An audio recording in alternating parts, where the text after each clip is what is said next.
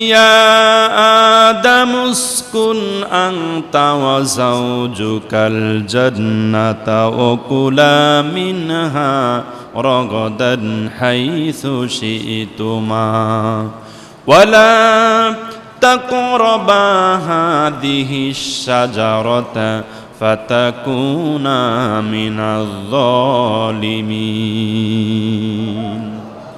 আল্লাহ পাক কোরআনুল কারীমের ভিতরে বললেন, ইয়া আদম, হে আদম, উসকুন আনতা ওয়া যাওজুকাল জান্নাহ, তুমি এবং তোমার স্ত্রী জান্নাতে বসবাস করো। সুবহানাল্লাহ। কে বলতেছেন? আল্লাহ বলতেছেন, হে আদম, তুমি এবং তোমার স্ত্রী জান্নাতে বসবাস করো, যেখানে ইচ্ছা সেখানে খাও। ও আদম, ও হাওয়া, জান্নাতের ভিতরে সব জায়গায় তোমাদের জন্য যাওয়ার জন্য অনুমতি দিয়ে দিলাম, কিন্তু আমি আল্লাহ পাক একটা গাছের কাছে যাওয়ার জন্য তোমাদেরকে নিষেধ করে দিলাম। যদি তোমরা সেই গাছের কাছে যাও তাহলে তোমরা কিন্তু জালিমের অন্তর্ভুক্ত হয়ে যাবে। একটা গাছ, সব জায়গায় যেতে পারবে, নির্দেশ কয়টা? একটা, নিষেধ, যাওয়া যাবে না। এই নিষেধ যখন আল্লাহ পাক করে দিয়েছেন, আদম এবং হাওয়া স্বামী স্ত্রী সুন্দরভাবে জান্নাতের ভিতরে বসবাস করতেছে, শয়তান এটা দেখে সহ্য করতে পারতেছে না। শয়তান মনে মনে ভাবতেছে, যাক একটু ধোঁকা দেওয়া যাক।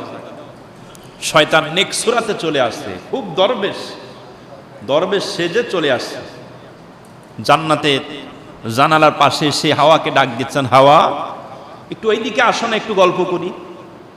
খুব সুন্দরভাবে, ভদ্র নরম ভাবে নেক্সট সূরাতে চলে আসছে, ও হাওয়া একটু আসো না, একটু গল্প করি তোমার সঙ্গে।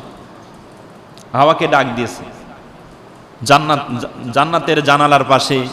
হাওয়ার সঙ্গে গল্প গুজব করতে করতে এক পর্যায়ে শয়তান বলে ফেললো, হাওয়া তোমরা যে জান্নাতের ভিতরে বসবাস করো, সব জায়গায় তোমাদের জন্য যাওয়ার অনুমতি আছে, এক জায়গায় অনুমতি নাই। কেন নাই তুমি কি তা জানো?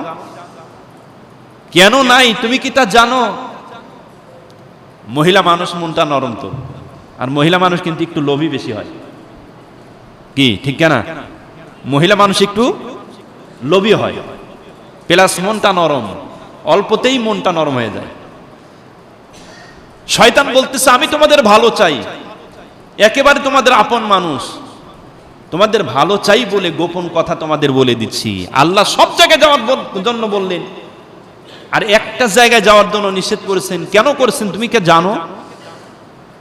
এই জন্য তোমাদের নিষেধ করেছে। আল্লাহ পাক চান না যে তোমরা জান্নাতে সারা জীবন থাকো, নাউজুবিল্লাহ, এটা আল্লাহ চান না। যার কারণে ওই ফল যদি তোমরা আজকে খেতে পারো, ওই ফল খাইলে তোমরা সারাটা জীবন এই নাজ নিয়ামতের ভিতরে বসবাস করতে পারবে, এটা আল্লাহ পাক চান না। যার কারণে নিষেধ করেছে। দেখেন শয়তান ধোঁকা দিয়ে দিচ্ছে।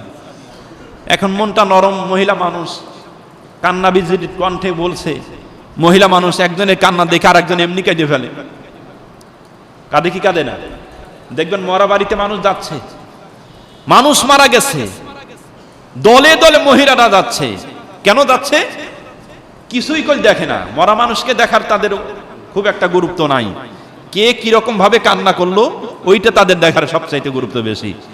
আবার বাড়িতে এসে গল্প করবে, যে অমুকে তাই এইরকম ভাবে কান্না করলো, এইরকম ভাবে সে কান্না করলো। এই গল্প গুজব করে কি করে না? মহিলাদের কাজ হলো এটা। তো একজনের কান্না দেখে আর একজন কেঁদে ফেলে। মনটা নরম হয়ে গেছে, মনটা নরম হয়ে শয়তানের ধোঁকায় পড়ে স্বামী এবং স্ত্রী উভয়ই অভিশপ্ত হয়ে গেছে।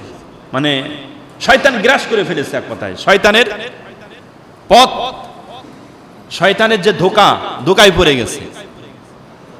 ফলটা যখন খেয়ে ফেলেছে, আল্লাহর অভিশাপ তাদের উপরে নেমে আসছে। কি অভিশাপ? আল্লাহ রাগান্বিত হয়ে গেলেন তাদের দুইজনের প্রতি, যে আমি আল্লাহর কথা মানো নাই, আমি আল্লাহ নিষেধ করেছি এটা মানো নাই, শয়তানের কথায় বিশ্বাস করে তুমি ফল খেয়ে ফেলেছো, যাও জান্নাত থেকে নেমে যাও। কি ভাষাটা এইরকমই হবে, আমার কথা মানো নাই, যাও এখান থেকে চলে যাও। আল্লাহ পাক এই কথাই বলেছেন, ধমক ধমক দিচ্ছেন। আল্লাহ রাব্বুল আলামিন বললেন, কুল নাহবিতু মিনহা জামিআ ফাইম্মা ইয়াতিয়ান্নাকুম মিন্নি হুদান ফামান তাবিআ ফালা খাউফুন আলাইহিম ওয়ালা হুম ইয়াহজানুন। আল্লাহ পাক বললেন, ধমক দিলেন আল্লাহ পাক, ও আদম, ও হাওয়া, আমার কথা বিশ্বাস করো নাই, যাও তোমরা জান্নাত থেকে নেমে যাও, জান্নাত থেকে দুনিয়ায় চলে যাও। ফাইম্মা ইয়াতিয়ান্নাকুম, আমার পক্ষ থেকে তোমাদের কাছে পথ প্রদর্শক চলে যাবে। ফাইম্মা ইয়াতিয়ান্নাকুম মিন্নি ফামান তাবিআ হুদায়া, যদি এই পথ প্রদর্শককে অনুসরণ করতে পারো, এই পথ প্রদর্শককে যদি তোমরা আঁকড়ে ধরতে পারো, ফালা খাউফুন আলাইহিম ওয়ালা হুম ইয়াহজানুন, এই দুনিয়াতে তোমাদের কোনো ভয় নাই, দুনিয়ার জান্নাতে তোমাদের কোনো চিন্তাও নাই। সুবহানাল্লাহ। কোনো ভয় নাই, কোনো টেনশন নাই, যদি এই পথ প্রদর্শককে আঁকড়ে ধরো, ইত্তেবা যদি করো। সেই পথ প্রদর্শকটা কি? পথ প্রদর্শকটা কি? আল্লাহর বিধান, আল্লাহর বাণী, আল্লাহর কোরআন। আল্লাহর কোরআনটাকে পথ প্রদর্শক হিসেবে আল্লাহ পাক বলেছেন, হুদা, পথ প্রদর্শক, হুদাল্লিন নাস, মানুষের হেদায়েত। আল্লাহ পাক কোরআনে বলেন নাই? কোরআনটাকে মানুষের হেদায়েত হিসেবে পৃথিবীতে পাঠিয়েছেন। আল্লাহ পাক আদমকে শিখাই দিচ্ছেন, ও আদম, অভিশপ্ত তো হয়েছে, শয়তানের ধোকায় তো পড়ে গেছো, নাজ নিয়ামত তোমাদের ভালো লাগে নাই, এখন যাও দুনিয়ায় নেমে যাও, তোমাদের একটা শাস্তি, দুনিয়ায় নেমে চলে যাও, কিছুদিন দুনিয়ায় থেকে আসো, তবে আমি আল্লাহ তোমাদেরকে ভালোবাসি বলে আমার পক্ষ থেকে তোমাদের কাছে কিছু পথ প্রদর্শক যাবে, পথ প্রদর্শক যাবে। এই পথ প্রদর্শককে যদি তুমি আঁকড়ে ধরো, তাহলে আমি আল্লাহ বলে দিচ্ছি, তোমাদের কোনো ভয় থাকবে না, তোমাদের কোনো চিন্তাও থাকবে না। কি ভয় থাকবে না, কি চিন্তা থাকবে না? আমি আল্লাহ কথা দিচ্ছি, এই পথ প্রদর্শকটা আমি জান্নাতের ময়দান থেকে যে নামায়ে দেব, রশি, কোরআন নামক রশি যে আমি তোমাদের কাছে নামায়ে দেব, এই রশিটা যদি তোমরা দুনিয়ায় আঁকড়ে ধরো শক্ত করে, আমি আল্লাহ কথা দিচ্ছি, যেই জান্নাত থেকে নামিয়ে দিয়ে দেওয়া হচ্ছে তোমাদের, আবার সেই জান্নাতেই রশির মাধ্যমে টান দিয়ে তুলে আনবো। সুবহানাল্লাহ বলেন। কোরআন নামক রশি যদি আমরা ধরি, আল্লাহ পাক জান্নাত দিবেন না ভাই? আল্লাহ পাক সেই কথাই বলতেছেন যে কোরআন নামক রশি জান্নাতের ময়দান থেকে ছেড়ে দেওয়া হবে দুনিয়ায়। এই রশিটা যারা দুনিয়ায় আঁকড়ে ধরবে, আমি আল্লাহ তাদেরকে টান দিয়ে আবার জান্নাতে তুলে আনবো। সুবহানাল্লাহ।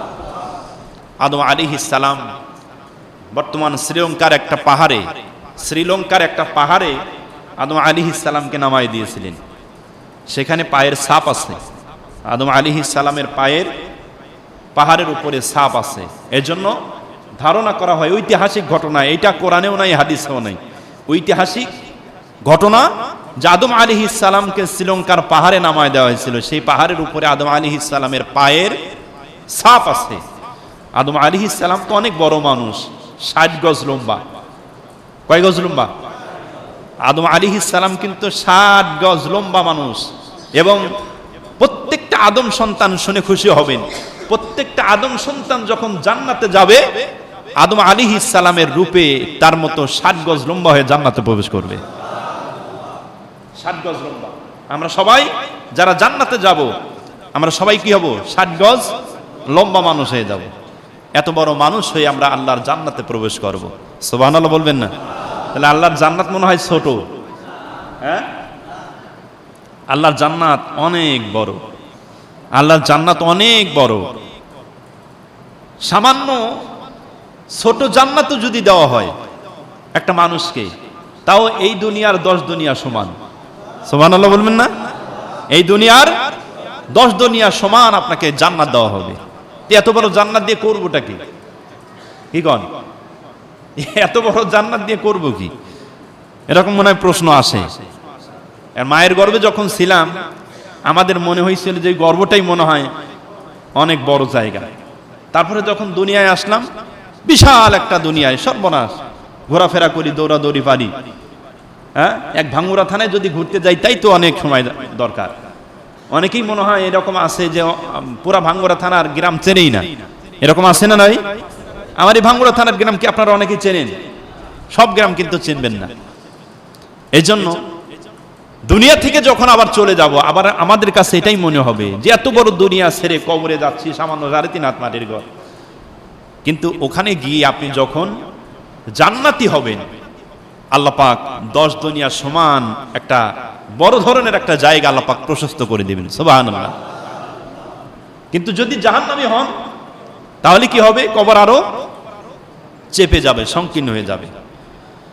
আল্লাহ রাব্বুল আলামিন আদম আলাইহিস সালামকে দুনিয়ায় নামায় দেওয়ার সময় তাকে শিক্ষা দিয়েছিলেন, ও আদম, তোমরা তো দুনিয়ায় নেমে যাচ্ছ, দুইজনকে দুই প্রান্তে নামায় দিলাম, নেমে তো যাচ্ছ, আমি আল্লাহর কাছে দোয়া করো, আমি আল্লাহ তোমাদের মাফ করে দেব। সুবহানাল্লাহ বলবেন না? আল্লাহ নামায়ও দিতেছে, আবার শিক্ষাও দিচ্ছে যে দোয়া করো, দোয়া করলে আমি আবার মাফ করে দেব। কি দোয়া করবে সে দোয়াটাও আবার শিক্ষা দিচ্ছেন, কি দোয়া করবে সে দোয়াটাও আল্লাহ শেখায় দিচ্ছেন। আদম আলাইহিস সালামকে আল্লাহ পাক দোয়া শেখালেন, রব্বানা যালামনা আনফুসানা ওয়া ইল্লাম তাগফির লানা ওয়া তারহামনা লানাকুনান্না মিনাল খাসিরিন। এই দোয়া আমরা পড়ি না? প্রত্যেকটা দোয়ায় প্রত্যেকটা আলেম ওলামা এই দোয়াটা কিন্তু আমরা পড়ি। আদম আলাইহিস সালাম কি আল্লাহ পাক এই দোয়াটা শিক্ষা দিয়ে দিলেন। এই দোয়াটা শিক্ষা দেওয়ার পরে আদম আলাইহিস সালাম এবং হাওয়া আলাইহিস সালাম দুনিয়ায় নেমে আসলেন। চলাফেরা করতেছি, চলাফেরা করতে করতে আমার বন্ধুগণ বর্ণনার ভিতরে আসছে আদম এবং হাওয়া আল্লাহ পাকের কাছে শরমের কারণে আর উপরের দিকে তাকায় না, আসমানের দিকে তাকায় না, শরম করে, গুনাহ করেছে বলে, আল্লাহর কাছে ভুল করেছে বলে আদম আলাইহিস সালাম আল্লাহর দিকে তাকান না, মনে মনে শরম করে, বারবার আল্লাহর কাছে দোয়া করে, দোয়া কবুল হয় না, দোয়া কবুল হয় না, বারবার দোয়া করতেছে, দোয়া কবুল হয় না।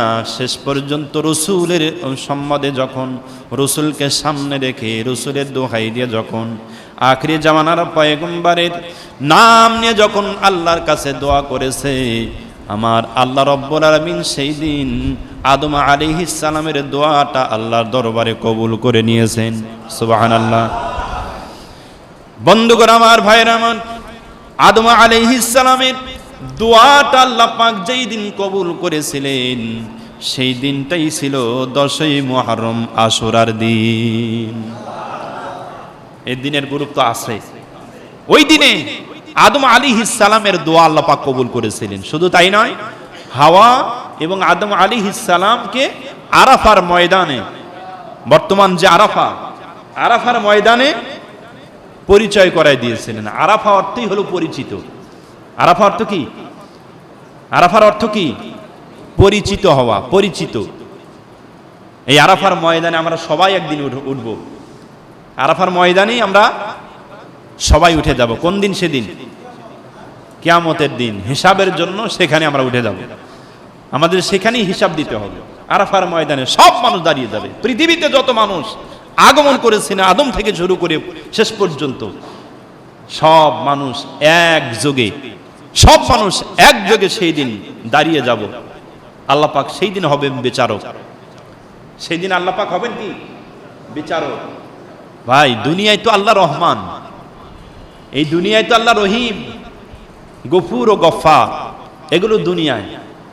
কিন্তু আল্লাহ পাক কিয়ামতের দিন আর গফুর থাকবেন না, রহিম থাকবেন না, রহমান সেদিন থাকবেন না। কিয়ামতের দিন সেদিন কাহ্হার হবেন, কঠিন হবেন। আল্লাহ পাক বলবেন আমি সেদিন কাহ্হার হব, কাহ্হারের রূপ ধারণ করে আমি সেদিন বিচারকের মানে সিংহাসনে বসে যাব। সেদিন হবেন কঠিন। সেই দিন কোনো সুপারিশ কবুল হবে না, সুপারিশ শোনা হবে না। আল্লাহ হবেন সেই দিন সবচাইতে কঠিন। এর জন্য কঠিন হওয়ার আগ দিয়ে মনটা যখন নরম থাকে তখনই মানুষের কাছে কিছু চাওয়া উচিত, নাকি? আপনি যখন কোনো মানুষের কিছু কাছে চাইতে যাবেন, মনটা কঠিন হওয়ার আগ দিয়ে চাইলে সে জিনিসটা পাওয়ার সম্ভাবনা থাকে। এটা দুনিয়ার ভাষা। তদ্রূপ ভাবে আল্লাহ পাক যখন কঠিন হবেন, কঠিন হওয়ার আগ দিয়ে আল্লাহর কাছে একটু চান,